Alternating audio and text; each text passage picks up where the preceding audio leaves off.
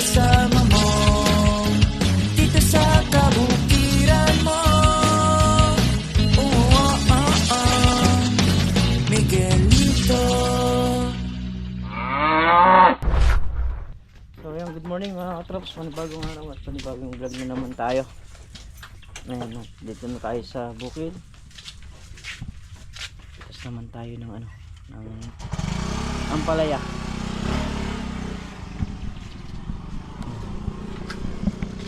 Ngayong araw ay pipitasin natin ng ampalayang maliit at ampalayang malaki. Yan mga katrops, lang natin kung makakailan ang pitas. Yan, pitas muna tayo ng ampalaya. Dito na namin inuna sa basal.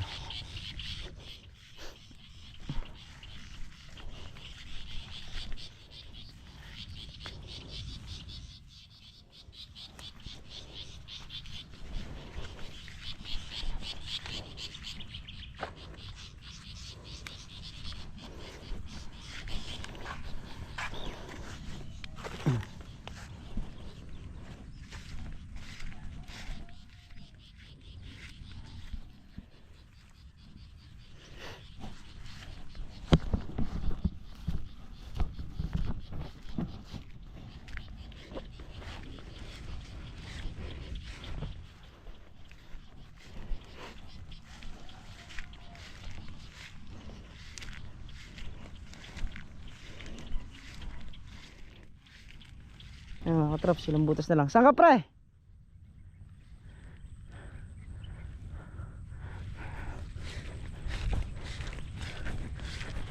Dito na tayo.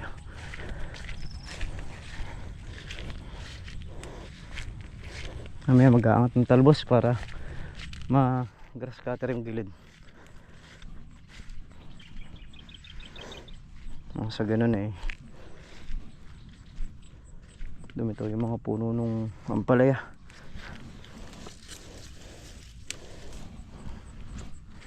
Gaya kasi nila yun, yung mga kababa na yun, sasampa lang naman din ang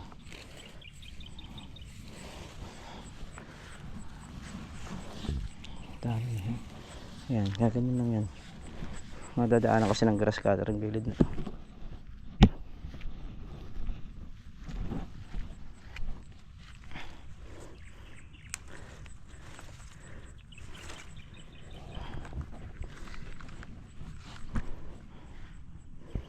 Mayari tayo dito.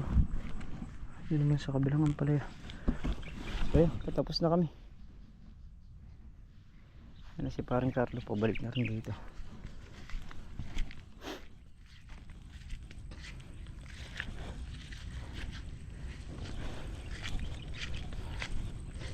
Nakakakot na nila.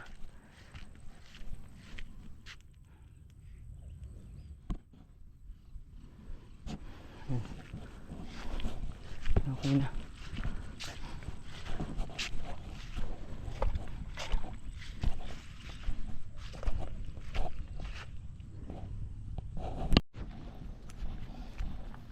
Dito na yung nagtitinoro.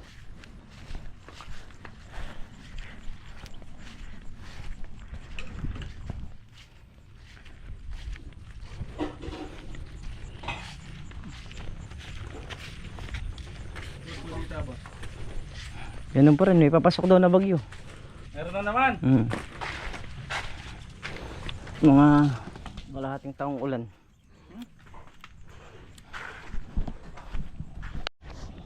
Ayun, yung good nung kabila, naka 32 kilos.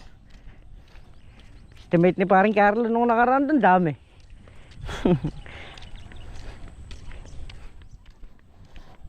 $32 kilos.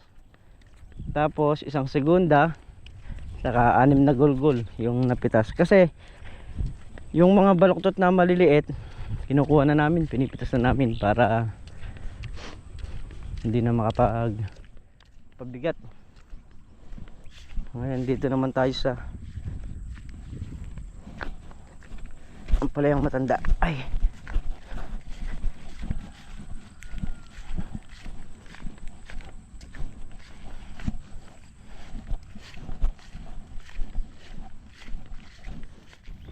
Ayan, kami na kaya rin ang pumitas ng ampalaya. Tapos kinuha na rin namin yung siling Taiwan kasi sasayang lang. Gawin na nating pera para maibili ng gamot o pataba. Mamatsi pa rin eh. Yung iba nasusunog. Ay, kanina chinelas yan.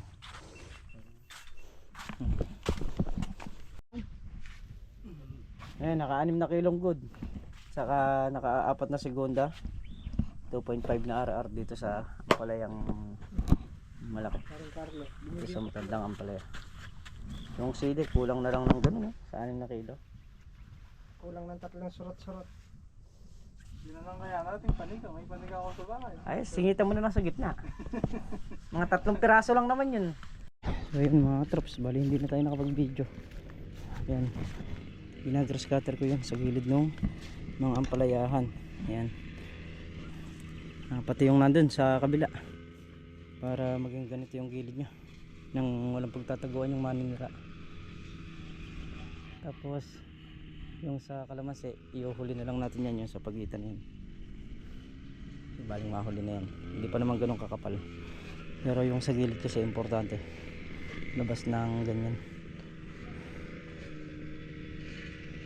Then di ko alam kung naka-4 na dayos na ako sa kabila, tapos dito 3.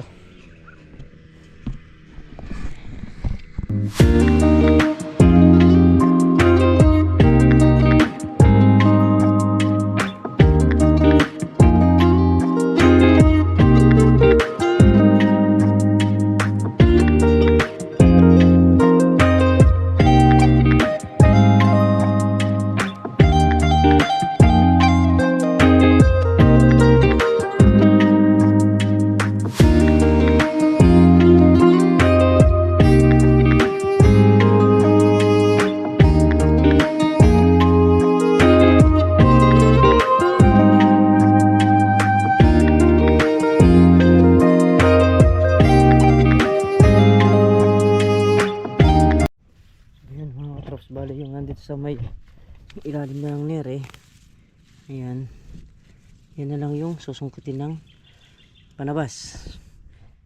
Mas mabilis nyo, hahanapin lang nila yung puno para maiwasan. Itong gilid naman hanggang dito eh, yun na nga yung dinadamo natin. Ay,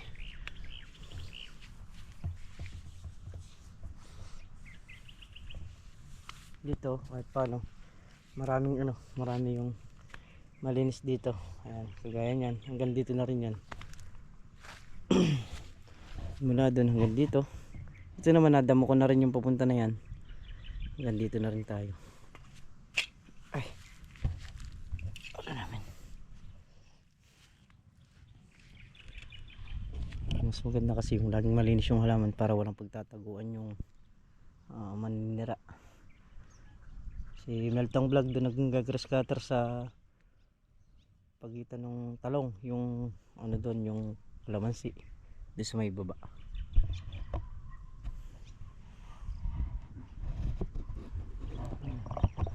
Marami pa rin to, pero pagdating doon kasi may plastic na. Ayan, sorry, ilang butas pa ba ito?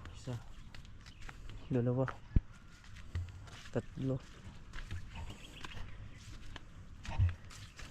6, 7,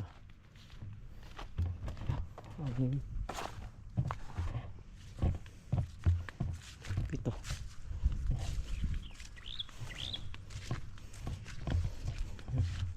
sa 7 butas na lang kasi ito manipis lang to, pwede nang hagorin ng panabas.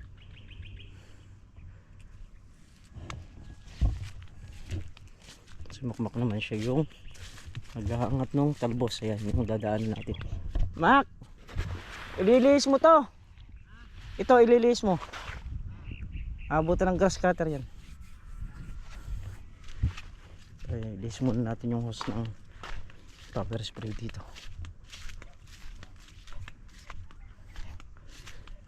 Sana abutan to. Ayan, ito yung hose. Ililiis ko muna mga traps. Wala pa yung salamin natin. Ay nako. Wala pa yung kabyak ng ano.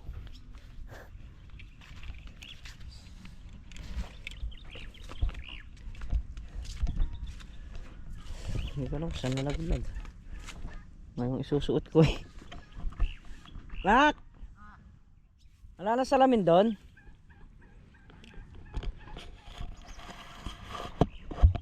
Ay nako. Di bali, magdadala na lang tayo bukas. Wala eh. Hindi ko makita eh. Dadala na lang ako ng isang salamin bukas. Para diretso natin ito ating cross cutter na to. Halika na, Mac! Halika na. Halika!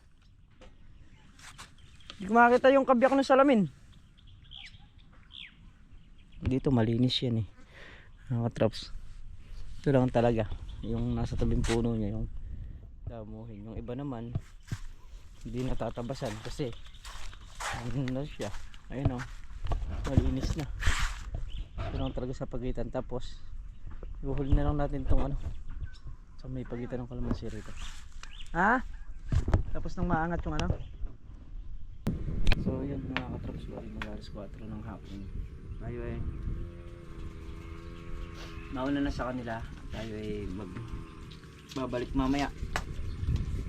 Kaya tayo yung naka-duty. Tayo magbabantay.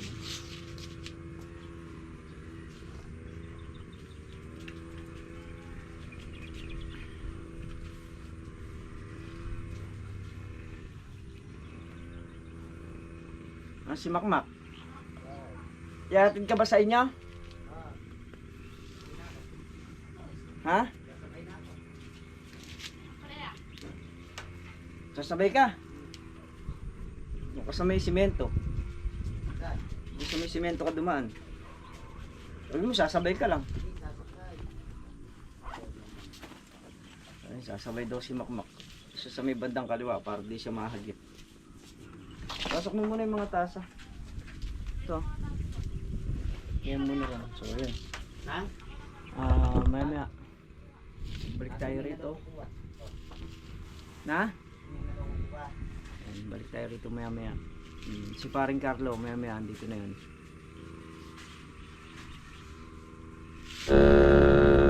So ayun mga katrops, tayo eh mauna na sa kanila dahil mamaya babalik tayo.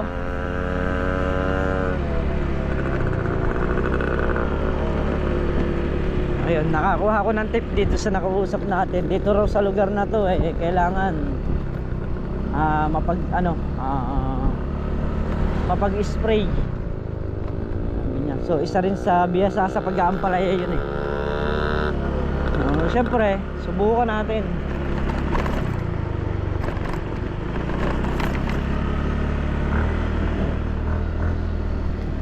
Gaya kahapon, nakapag-spray kami.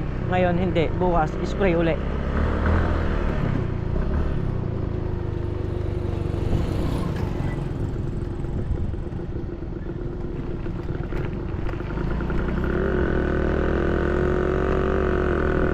Marami rin siyang nasirang gulay dahil nalubog eh. Lalo na ang kamatis, ang sili, napakasiselan sa tubig niyan. Talagang bagyang ano lang eh, malulubog. Posibilidad na maglanta talaga o mamatay.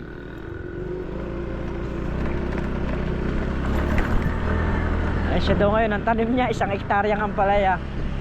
So halos parehas lang din sa atin, di naglalayo.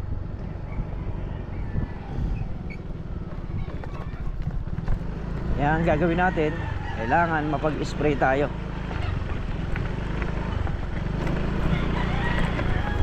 Tapos sa pataba, lintik pala silang kumarga.